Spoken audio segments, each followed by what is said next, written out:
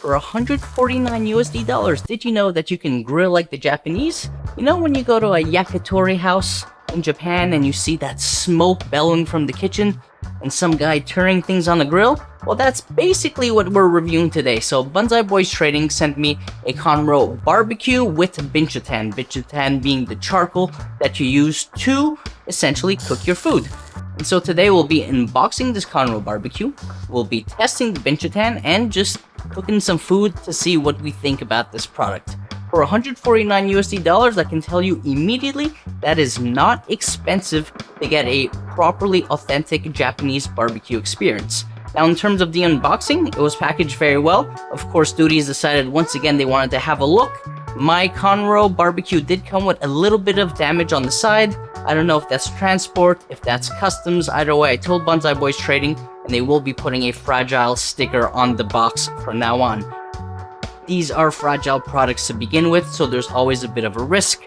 The barbecue in itself is made of a diatomaceous soil. Essentially, just think of it as a porous clay. It's meant to essentially radiate the heat only upwards. Now, the binchutan, charcoal, comes from the Tosa region. Now, in terms of its size, it is much smaller than I'm used to seeing, so we'll see if it stands the test of time. Literally, once it's on, how long will it last? Because it's smaller, I predict, compared to my larger binchutan charcoal, that it will last not as long, but that doesn't mean that it's not long enough to cook the food. Another advantage of this particular Konro barbecue is essentially it is super lightweight. Because of its construction, it will also dry very quickly with that diatomaceous soil. Now, pro tip, I still wouldn't wet a Konro. Because the heat is going to be so intense from that binchutan, it can lead to cracks. So as much as possible, do not use any water around your Konro unless it is dry and you're kind of just trying to clean the edges. Speaking of the edges, it does have a little bit of sheet metal to protect the edges. Feels a bit flimsy, but it's also doing its job. And let's not forget, again, it is 149 USD dollars. So to test this Konro, what I wanted to do is I had to cook yakitori, chicken yakitori. It's one of my favorite things to use on a Konro barbecue. I will immediately note that this barbecue is deeper than, say, your yakitori style barbecues. Why do I say that? Well, because there's yakitori skewers that you can buy, and it won't properly fit. It's going to be too small for this Konro, so you'll want to use a longer skewer if doing yakitori. Now, I didn't want to forget about Kino either, so I made him a skewer of chicken nuggets from McDonald's. You did see that right. I also had a bunch of other meat, which I want to try on the grill, not just on the non-grill portion. And so we're cooking pork chops, as well as chicken wings and chicken tendies and drumettes. The binchutan being smaller did seem to light a little bit faster by, say, 5 or 10 minutes than my larger pieces of binchutan. Now, because it is so small in terms of length, typically I would stand them up in the chimney.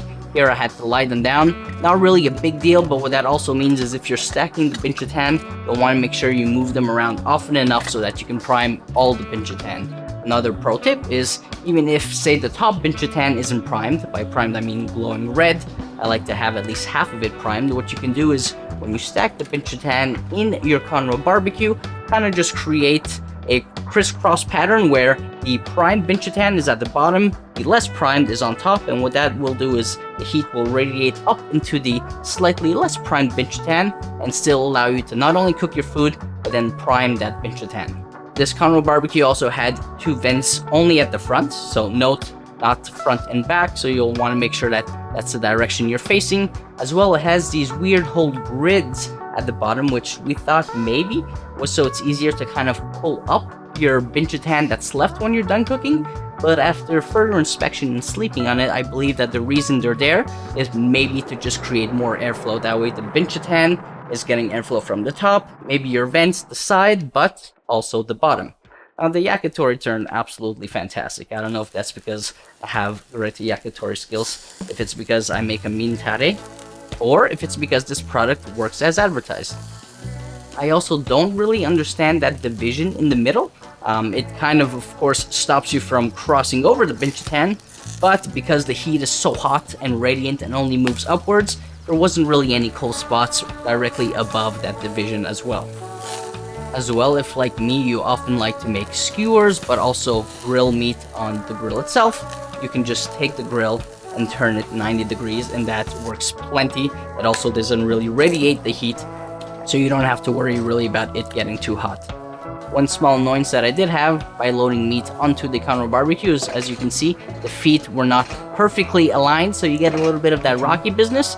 And not a big deal sometimes when you're considering 149 USD dollars. I can tell you that I have $400 Konro barbecue and it still has rocky feet, but something I still wanted to point out. After I was done cooking the Meatopia, what I also wanted to do is test the longevity of the Binchotan. Of course, I did this not in a controlled environment. Outside, it was windy, and I fully opened the vents, and the Binchotan did last for roughly another 3 hours, totaling the experience at, I want to say it was about 5 hours before I completely burned through the Binchotan. If you're trying to reproduce this at home with the same size Konro barbecue, note that I used 6 pieces of Binchotan on the left and on the right in crisscross pattern. So who is this Konro barbecue for? I would say it's small, it's lightweight, it has no handles, but at this size it's easy and portable. So if you have the room, if you're 2 people and want to enjoy a Japanese grilling experience, this is for you. If you're 3 to 4 people, or you have guests, you're a family of 2 and you have 2 people coming over, you can still use this, but I would argue for appetizers only. Konro barbecue does take a lot of time to create and develop flavor. The heat is radiant, but it's still not a quick process. It's not fast food. In fact, it's slow food. Enjoy the process, open a bottle of sake, have a nice conversation, pet your dog, and enjoy yakitori, meat, veg, whatever you want. I've actually done peaches on a Konro barbecue, and they've turned out absolutely amazing. The grill in itself, also I should note, was easy to clean. I let it soak in water for roughly 30 minutes and everything dislodged. Of course, if you have a hard bristle brush, that will be very easy to then dislodge any remaining food, because otherwise, if like me, you typically use a scrap sponge, well, you'll scrap it even more because it just absolutely destroys the adhesive part of your sponge.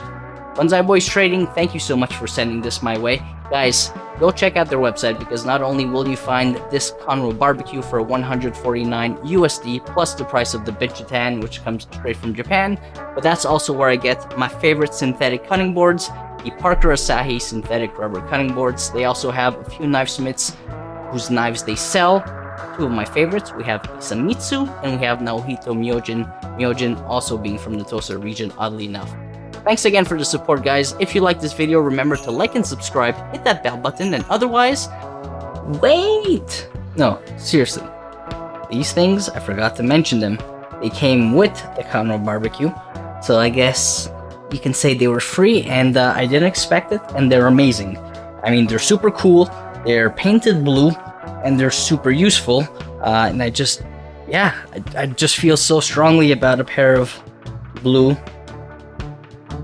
tongs. Sue me, these are very practical. Now, what they're not practical for, FYI, as I tried, is moving the Binchotan around the chimney. They're a little bit short for the chimneys, which are all pretty much the same length, so I do not recommend you use those for the chimney, but for the actual grilling aspect, 100% love that these came with the barbecue. I will see you in the next one. Happy grilling. If you do have a Konro barbecue, or if you buy this particular model, send me pics. I'd love to see it. I love whipping this out in the very short, intense Edmonton summers, where there's nothing I'd rather do than slow down and eat some yakitori. See you in the next video.